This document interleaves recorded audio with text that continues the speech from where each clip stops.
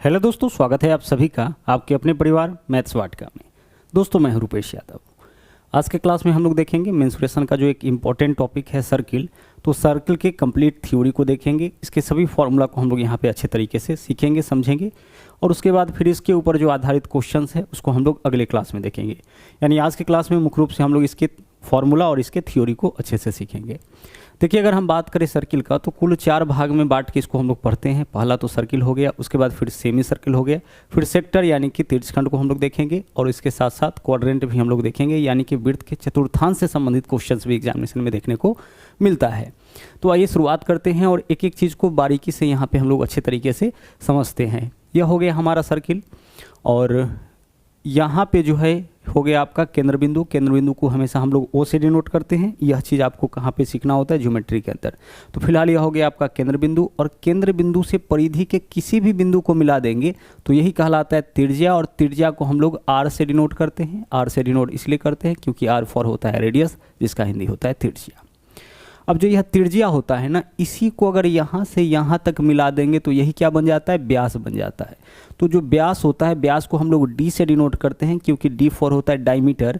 तो व्यास जो होगा वह क्या हो जाता है, त्रिज्या के 2 गुना के बराबर हो जाता है। तो इस बात को भी आप ध्यान रखिएगा, व्यास जो होगा वह क्या होगा, त्रिज्या के 2 गुना के बराबर है। तो कई दफ़ा क्वेश्चन में क्या होता है कि व्यास दे देता है, तो व्यास देगा तो हम क्या करेंगे, उसका आधा करेंगे तब त्रिज्या निकलेगा। और कई बार क्वेश्चंस में पूछ देता है कि व्यास क्या होगा, तो अगर आप त्रिज्या निकाले हैं तो फिर आप उसको डबल करिएगा तब जा करके व्यास निकलेगा। बहुत छोटी सी बात है। हम लोग यहाँ पे देख लीजिए, त्रिज्या किसको बोलेंगे आपको बता दिए, केंद्र बिंदु से वृत्त के परिधि के किसी भी बिंदु की दूरी को हम लोग क्या बोलते हैं, यहाँ पे त्रिज्या बोलते हैं। अब पहला पॉइंट है एरिया ऑफ सर्कल, यानी कि वृत्त का क्षेत्रफल क्या होगा। तो जैसा कि आप सब जानते हैं अच्छी तरीके से कि वृत्त का जो क्षेत्रफल होता है वो आपका क्या हो जाता है, वह हो जाता है पाई आर स्क्वायर। जहाँ पाई के स्थान पर आपको क्या लेना है, पाई के स्थान पर लेना है 22/7 या कभी कभी हम लोग पाई के स्थान पर 3.14 भी लेते हैं। यह डिपेंड करता है क्वेश्चन में डाटा किस रूप में दे रखा है, उस हिसाब से हम लोग यहाँ पे जो है मान लेते हैं। तो वृत्त का क्षेत्रफल निकालने के लिए हमें क्या करना है, सिंपल सा पाई आर स्क्वायर कर देना है। जैसे आर का वैल्यू कुछ भी दिया, 7 है, 14 है, 21 है, 35 है, कुछ भी दे रखा हो, हमें सिर्फ करना है पाई, उसके बाद आर स्क्वायर यानी आर का जो भी वैल्यू होगा उसको स्क्वायर करेंगे, पाई की जगह 22/7 रखेंगे, कैलकुलेट करेंगे तो यहाँ से हमारा क्या है, यहाँ से हमारा क्षेत्रफल निकल जाएगा। दूसरा और इम्पॉर्टेंट पॉइंट है इसमें कि सरकमफ्रेंस ऑफ सर्कल यानी वृत्त की परिधि। अच्छा, जो वृत्त की परिधि होती है ना, वही एक चक्कर में तय दूरी होती है। परिधि किसको बोलते हैं, ट्रायंगल के अंदर भी परिधि हमें निकालना पड़ता है। जैसे मान लीजिए कि यह ट्रायंगल है, इसका अगर आपसे परिधि पूछेंगे तो क्या होगा, तो ये जो चारों ओर का जो लंबाई होता है वही कहलाता है परिधि। यहाँ से लेकर के यहाँ तक की जो दूरी होगी वह क्या कहलाएगा, परिधि। अगर हम यहाँ पे देख लीजिए कोई चतुर्भुज लेते हैं तो यहाँ से शुरू करिए, यहाँ से लेकर के यहाँ तक की जो दूरी होगी वही क्या कहलाएगा, वही आपका परिधि कहलाता है। यानी कि चारों ओर का जो लंबाई होता है वही परिधि कहलाता है। तो यहाँ पे परिधि क्या हो जाएगा, अगर हम यहाँ से शुरू करें तो यहाँ से लेकर के यहाँ तक की जो दूरी होगी वही आपका क्या कहलाता है, वही आपका परिधि कहलाता है। तो अगर हम आपसे कहें कि एक चक्कर में, अगर मान लीजिए यह वृत्ताकार पहिया है तो एक चक्कर में कितना दूरी तय करेगा, तो यहाँ से लेकर के यहाँ तक का दूरी, मान लेते हैं कि यह वृत्ताकार मैदान है, एक चक्कर में हमें कितना दूरी तय करना पड़ेगा, तो हमें यहाँ से लेकर के यहाँ तक की दूरी तय करना पड़ेगा। तो यही क्या कहलाता है, एक चक्कर में जो तय दूरी होता है उसी को हम लोग क्या बोलते हैं, उसी को हम लोग वृत्त की परिधि बोलते हैं। तो वृत्त का परिधि कितना हो जाएगा, वृत्त का परिधि होगा 2 पाई आर, यानी 2 गुने 22/7 गुने आर। क्या बोलेंगे इसको हम लोग, 2 पाई आर वृत्त की परिधि हो गया।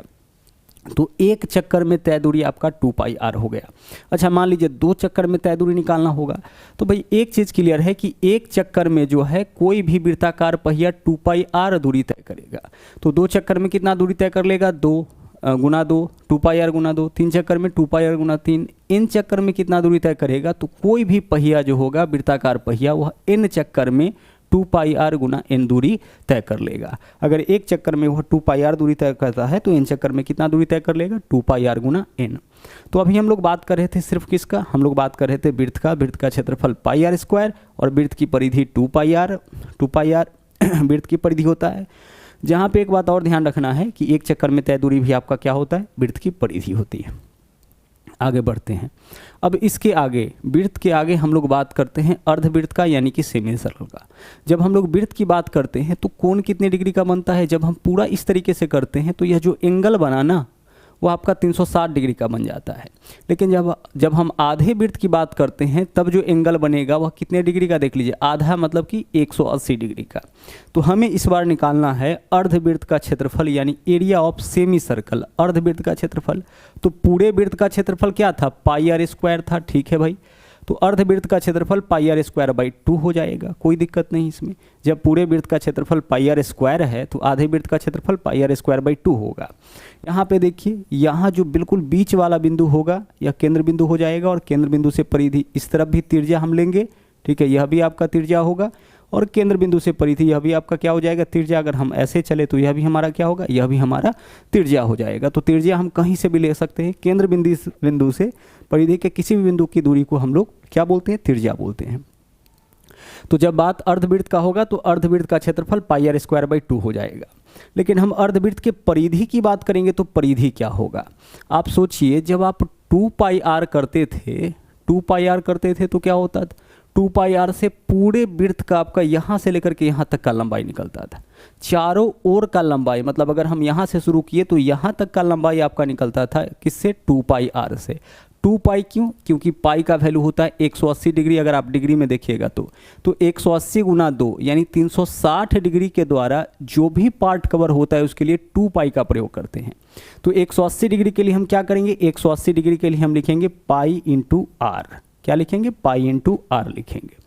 जब 360 डिग्री के लिए हम लिखते हैं 2 पाई, यहाँ पे देख लीजिए 2 पाई, तो फिर 180 डिग्री के लिए क्या लिखेंगे, हम केवल पाई लिखेंगे, ठीक है, तो पाई आर हो गया। अच्छा, पाई आर से क्या निकलेगा, पाई आर से यह वाला दूरी निकलता है, ध्यान रखिएगा हमेशा, यह वाला जो आप देख रहे हैं वक्राकार रेखा, इसकी दूरी निकला। 2 पाई आर करते पूरा यहाँ तक, पाई आर किए हैं तो इस आधे की दूरी निकला है। तो पाई आर से यहाँ से लेकर के यहाँ तक का दूरी तो निकल गया, लेकिन क्या यहाँ से लेकर के यहाँ तक का ही दूरी जो होगा वह परिधि होगा, नहीं। इसके साथ साथ देख लीजिए यह वाला आर और साथ में एक और आर, यानी हमें इसमें क्या जोड़ना पड़ता है, इसमें हमें जोड़ना पड़ता है 2r। तो 2r आपको हमेशा अलग से जोड़ना पड़ जाएगा।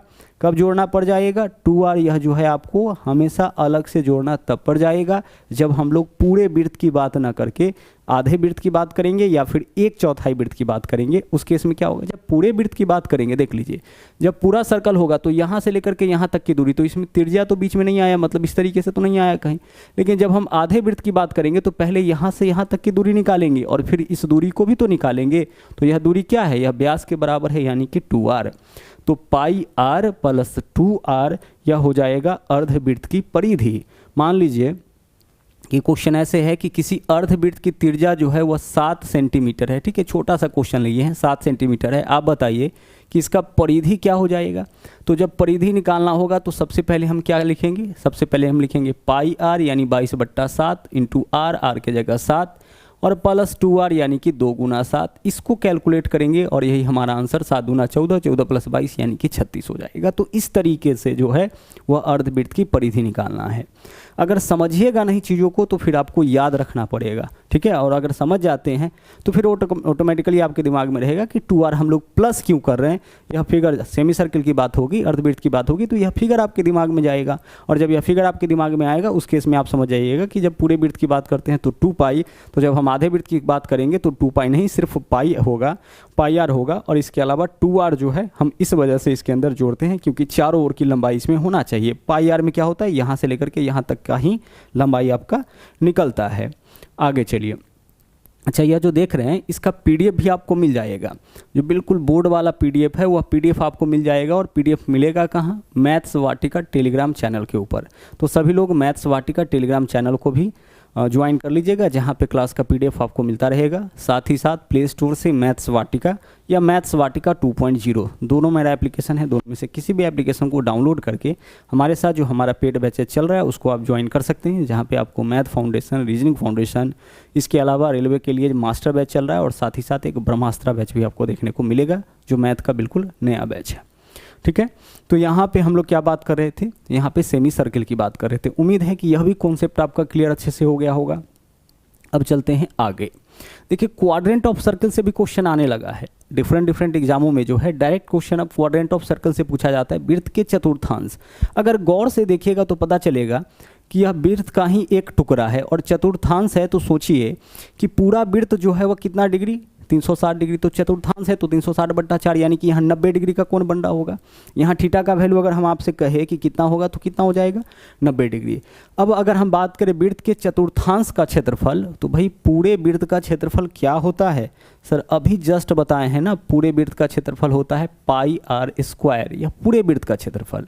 तो 1/4 का क्षेत्रफल इसी का क्या हो जाएगा, चौथा भाग, यानी पाई आर स्क्वायर बाई 4। यह क्या होगा, यह होगा वृत्त के चतुर्थांश का क्षेत्रफल। पूरे वृत्त की बात करेंगे पाई आर स्क्वायर, आधे वृत्त की बात करेंगे पाई आर स्क्वायर बाई 2, और अगर हम 1/4 यानी चतुर्थांश की बात करेंगे, एक क्वाड्रेंट की बात करेंगे, तो उसका क्षेत्रफल होगा पाई आर स्क्वायर बाई 4। ठीक है, आगे वृत्त के चतुर्थांश की परिधि, यह इंपॉर्टेंट है। परिधि कैसे निकालेंगे, एक बात बताओ, पूरे वृत्त का परिधि क्या होता है, 2 पाई आर होता है। ठीक है, इसमें कोई दिक्कत नहीं है। आधे वृत्त का तो इसका आधा, 1/4 का तो इसका बट्टा 4, तो 2 से काटिए, 2 दूना 4, यानी कि 1 तो हो जाएगा पाई आर बाई 2। क्या होगा, pi r by 2। Pi r by 2 से क्या निकलेगा सर, पाई आर बाई 2 से ना यहाँ से लेकर के यहाँ तक का लंबाई निकलेगा, क्योंकि इसी को कंप्लीट करिएगा तो 2 पाई आर, तो इसी को, यह लाइन जब कंप्लीट होता है तो 2 पाई आर, तो इसका यह यहाँ से यहाँ तक चौथाई दूरी ही तो है, तो चौथाई दूरी है तो क्या लिखेंगे 2 पाई आर बाई 4। तो 2 पाई आर बाई 4 मतलब कितना हो जाएगा, पाई आर बाई 2। तो पाई आर बाई 2 में यहाँ से लेकर के यहाँ तक का दूरी निकला, हमें परिधि बताना है कुल दूरी ना, तो यहाँ से यहाँ तक एक त्रिज्या हो जाएगा, और फिर यह वाला भी एक त्रिज्या होगा, यह त्रिज्या ही है ना, यह भी आपका त्रिज्या है, तो यह दोनों जुड़ जाएगा, यानी कि पाई आर बाई 2 के साथ साथ हम लोग क्या इसमें ऐड करेंगे, इसमें हम लोग 2r और ऐड करेंगे। तो जब भी पूरे वृत्त की बात ना करें, आधे की बात करेंगे, 1/4 की बात करेंगे, तो हर एक केस में क्या ऐड होगा, परिधि निकालने में 2r। क्षेत्रफल में कोई दिक्कत नहीं है, लेकिन जब बात परिधि का होगा तो 2 लाइन एक्स्ट्रा इसमें, 2 त्रिज्या एक्स्ट्रा इसमें बढ़ जाता है। इसलिए जब वृत्त के चतुर्थांश की बात होगी तो हम लिखेंगे pi r by 2 plus 2r। Pi r by 2 क्यों लिख रहे हैं, 2 पाई आर, जब लंबाई निकालना होगा, परिधि निकालना होगा तो 2 पाई आर, तो 2 पाई आर बाई 4 करेंगे तो कितना आ जाएगा, पाई आर बाई 2 आ जाएगा, प्लस अलग से क्या ऐड करना है, इसमें 2r ऐड करना है। कैलकुलेट करेंगे, वैल्यू हमारा आ जाएगा, आंसर हमारा आ जाएगा। जब हम इसके ऊपर आधारित क्वेश्चंस करेंगे तो और कॉन्सेप्ट हमारा जो है वह क्लियर हो जाएगा। लेकिन वह सब भी चीज़ तब क्लियर होगा जब आपके पास यह चीज़ होगा, या आपके दिमाग में रहेगा, चलेगा, तभी जा करके क्वेश्चंस जो भी होगा वो आपका क्लियर हो पाएगा। आगे बढ़ते हैं, अब हम लोग बात करते हैं सेक्टर का। सेक्टर किसको बोलते हैं, देखिएगा यहाँ पे सबसे पहले तो यह केंद्र बिंदु हो गया, इसको हम ओ से डिनोट कर लेते हैं। एक लाइन यहाँ पे लगा दी, एक यहाँ पे, ठीक है, और इधर एक कोण हम लोग बना दिए थीटा, क्योंकि कोई ना कोई एंगल तो होगा। इसको हम ए मान लिए इस पॉइंट को, और इस पॉइंट को हम लोग बी मान लिए। तो ओ ए बी जो है यही कहलाता है तिर्यखंड। ओ ए बी आप देख सकते हैं, इसको हम लोग क्या बोलेंगे, इसको हम लोग बोलेंगे तिर्यखंड, या फिर इसको वृत्तखंड बोलते हैं, सेगमेंट बोलते हैं। यह क्या है, यह पूरे का एक हिस्सा है, पूरे वृत्त का एक हिस्सा है, इसलिए हम लोग इसको क्या बोल रहे हैं, सेक्टर बोल रहे हैं। अब इसमें क्या है कि अगर हम इस भाग का क्षेत्रफल आपको निकालने के लिए बोले, किस भाग का, अगर हम आपसे कहे ओ ए बी का, तिर्यखंड इसमें कौन है, तिर्यखंड इसमें है ओ ए बी। तो अगर हम आपसे कहे कि ओ ए बी का क्षेत्रफल आप बताओ क्या होगा, तो यहाँ पे हमें क्या करना है, एक छोटा सा काम करना है, यह चेक करना है, अच्छा यह 90 डिग्री है, 60 डिग्री है, यह बात तो हमें नहीं पता है। तो हमें वही चीज़ करना है जो आप त्रिभुज वृत्त का क्षेत्रफल निकालने के लिए कर रहे थे, क्योंकि यह भी वृत्त का ही भाग है, तो पाई आर स्क्वायर कर रहे थे। लेकिन पाई आर स्क्वायर करने के साथ साथ आगे कुछ नहीं कर रहे थे, यहाँ पे एक चीज़ करना होगा, पाई आर स्क्वायर थीटा बट्टा 360 करना पड़ेगा। क्यों ऐसा करना पड़ेगा, जब आप वृत्त का भी पीछे जितना भी आप देखें, वृत्त है चतुर्थांश है, हर जगह यह चीज़ आपको करना था। लेकिन बाकी जगह हम समझ रहे थे कि आधा है तो पाई बाई 2 कर लेते थे, 1/4 है तो बाई 4 कर लेते थे, लेकिन यहाँ तो हमें नहीं पता है कि कौन सा हिस्सा है, तो हम पाई आर स्क्वायर थीटा बट्टा 360 करेंगे। जैसे मान लीजिए जब पूरे वृत्त की बात होगी तो पाई आर स्क्वायर थीटा का मान कितना हो जाएगा, जब पूरा वृत्त होगा तो थीटा की जगह 360, तो 360 बट्टा हम क्या लिखेंगे, 360 लिखेंगे। तो इससे क्या होगा, इससे यह कट जाता था, सीधे क्या बचता है, सीधे पाई आर स्क्वायर बचता है। तो इस वजह से डायरेक्ट आप याद रखते हैं कि वृत्त का क्षेत्रफल पाई आर स्क्वायर होता है, लेकिन होता क्या है, पाई आर स्क्वायर थीटा बट्टा 360। लेकिन जब पूरे वृत्त की बात होती है तो थीटा का वैल्यू अपने आप 360 हो जाता है, तो 360 से 360 कैंसिल, केवल हम लोग पाई आर स्क्वायर लिखते हैं। जब हम अर्धवृत्त की बात करेंगे तो देखिए पाई आर स्क्वायर थीटा का मान जब अर्धवृत्त में कितना हो जाएगा, 180, तो पाई आर स्क्वायर थीटा, ठीक है, और बट्टा में 360, इसको काट के देख लीजिए, 180 दूना 360 क्या हो जाता था क्षेत्रफल, पाई आर स्क्वायर बाई 2 हो जाता था। आप देखे होंगे पीछे हम लोग निकाले थे पाई आर स्क्वायर 2। तो उसी प्रकार से जब तिर्यखंड की बात हो, जब हमें यह नहीं पता हो कि 1/4 है या आधा है, ठीक है, थीटा का कोई और वैल्यू दे रखा हो, तो आपको करना है पाई आर स्क्वायर थीटा बट्टा 360। जैसे मान लीजिए कि क्वेश्चन में थीटा का मान जो है वो आपका दे दिया 60 डिग्री, ठीक है, और रेडियस जो है वो आपका दे दिया 7 सेंटीमीटर, और अब आपसे पूछा जाएगा 7 मीटर। अब आपसे पूछा जाएगा कि इस तिर्यखंड का, इस सेगमेंट का आप क्षेत्रफल बताइए। तो क्या करिएगा, आप लिखिएगा पाई यानी कि 22/7 इंटू आर स्क्वायर मतलब 7 × 7 और इंटू थीटा, तो थीटा के जगह 60 डिग्री और बट्टा में क्या होगा, इस पूरे के बट्टा में 360 हो जाएगा। सोल्व इसको करिएगा, इससे इसको काटिएगा, 6 बार में कट जाएगा, 7 से काटिएगा 7 बार में, 22 सत्ते 154। अच्छा 2 से काटिएगा तो यहाँ पे कितना हो जाएगा, 3 हो जाएगा, 2 से काटिएगा 11, तो 77/3 यही आपका क्या होगा, यही आपका इसका क्षेत्रफल हो जाएगा। तो इस तरीके से हमें निकाल लेना है, जो भी थीटा का मान होगा उसको यहाँ पे रखना है और फिर वैल्यू कैलकुलेट कर लेना है। कई दफ़ा क्वेश्चन में क्या करता है, क्षेत्रफल दे देगा, तो क्षेत्रफल दे देगा तो यहाँ पे हम लोग क्षेत्रफल रखेंगे, अगर और त्रिज्या दे देगा, थीटा का मान आपसे पूछ लेगा तो क्षेत्रफल की जगह क्षेत्रफल रखेंगे, ठीक है, त्रिज्या की जगह त्रिज्या रखेंगे, थीटा का मान हम लोग कैलकुलेट करके निकाल लेंगे। तो दोनों में से कुछ भी पूछे, थीटा दे करके क्षेत्रफल पूछे, क्षेत्रफल दे के थीटा पूछे, दोनों हम निकाल सकते हैं। तो आपको बस यह ध्यान रखना है कि तिर्यखंड का क्षेत्रफल निकालना होगा तो पाई आर स्क्वायर थीटा बट्टा 360 करना है।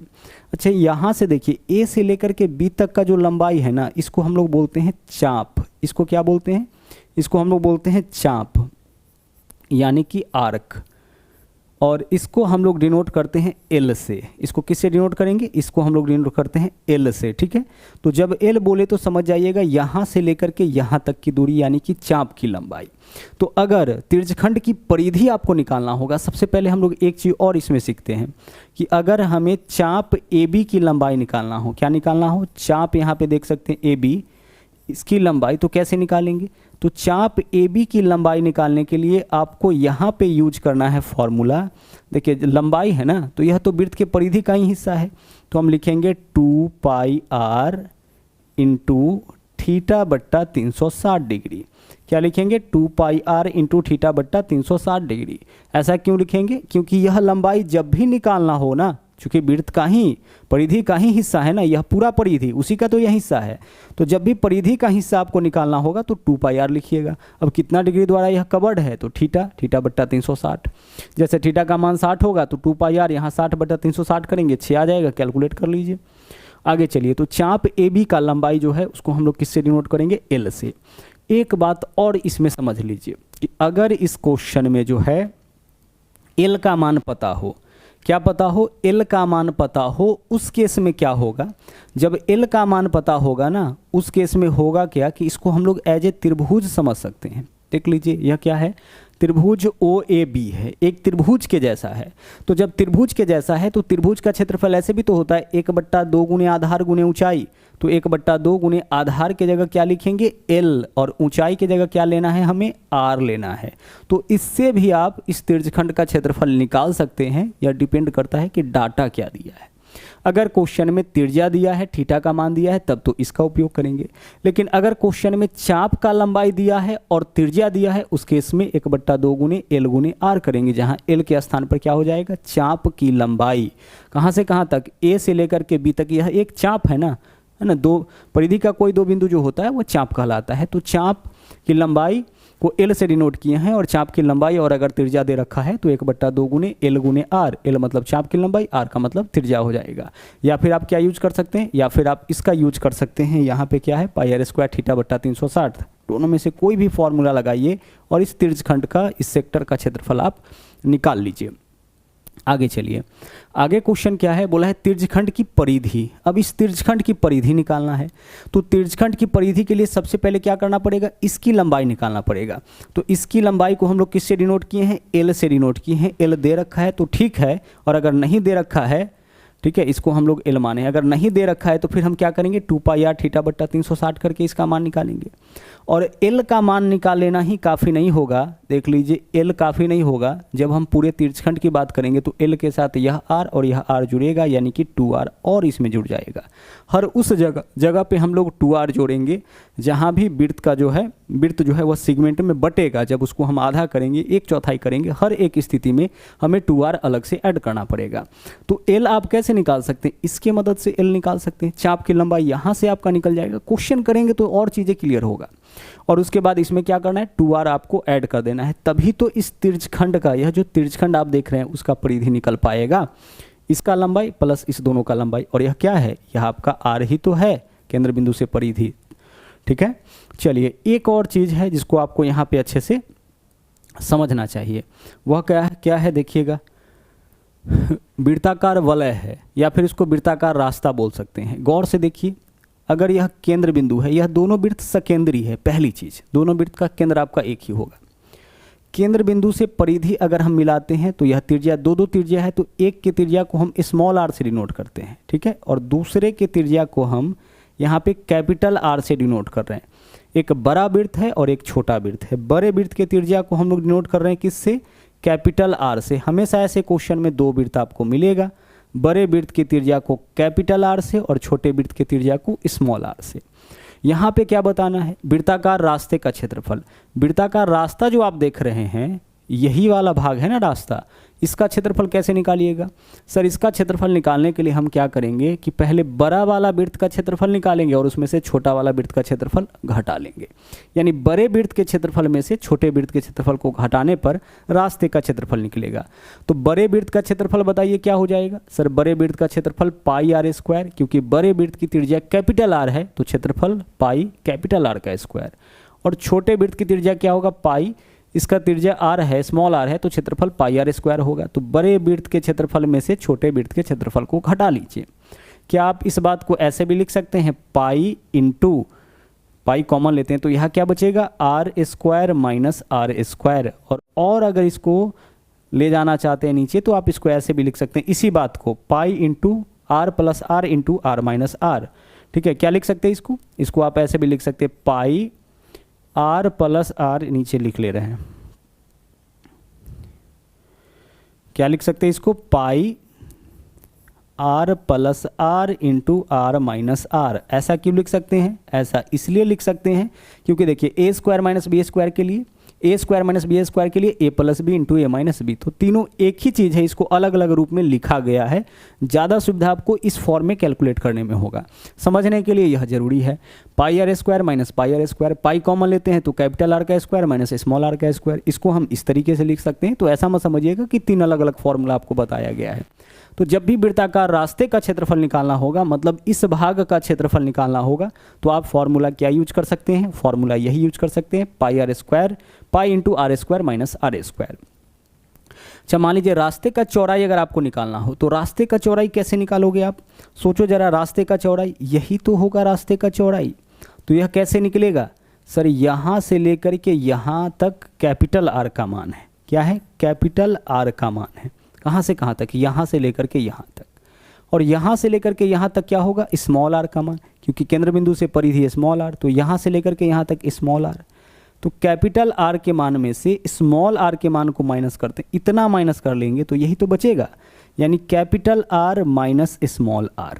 क्या लिखेंगे, capital R minus small r। इससे क्या निकलेगा, रास्ते का चौड़ाई। रास्ते के चौड़ाई से संबंधित खूब क्वेश्चन आता है, तो जब भी रास्ते का चौड़ाई निकालना होगा तो आप समझ जाइएगा कि आपको क्या करना है, बड़े का r में से छोटे r को माइनस करना है, बड़े वृत्त की त्रिज्या में से छोटे वृत्त की त्रिज्या को माइनस करना है। अब कभी कभी क्या होता है क्वेश्चन में कि परिधि दे देगा, बड़े वृत्त का परिधि दे दिया, ठीक है, क्या दे देगा, बड़े वृत्त का परिधि तो 2 पाई r, फिर छोटे वृत्त का भी परिधि दे देगा मतलब 2 पाई r। अब क्या करना है आपको, और इससे पूछेगा कि रास्ते की चौड़ाई बताइए, मतलब बड़े वृत्त का परिधि, त्रिज्या नहीं देगा। आप निकाल सकते हैं त्रिज्या, तो 2 पाई r करके फिर कंपेयर करके थोड़ा समय ज़्यादा लगेगा, उसको बचाने के लिए हम आपको बता रहे हैं कि अगर बड़े वृत्त की परिधि दे रखा है और छोटे वृत्त की परिधि दे रखा है तो आप क्या करिए कि बड़े वृत्त के परिधि में से छोटे वृत्त की परिधि को घटा लीजिए और भाग कर लीजिए इसमें 2 पाई से। किससे भाग कर लेना है, 2 पाई से भाग कर लेना है। ऐसा क्यों, देखिए दोनों जगह 2 पाई है ना, जब आप 2 पाई कॉमन लीजिएगा तो यहाँ बचेगा r माइनस r और 2 पाई से 2 पाई को काट लीजिए।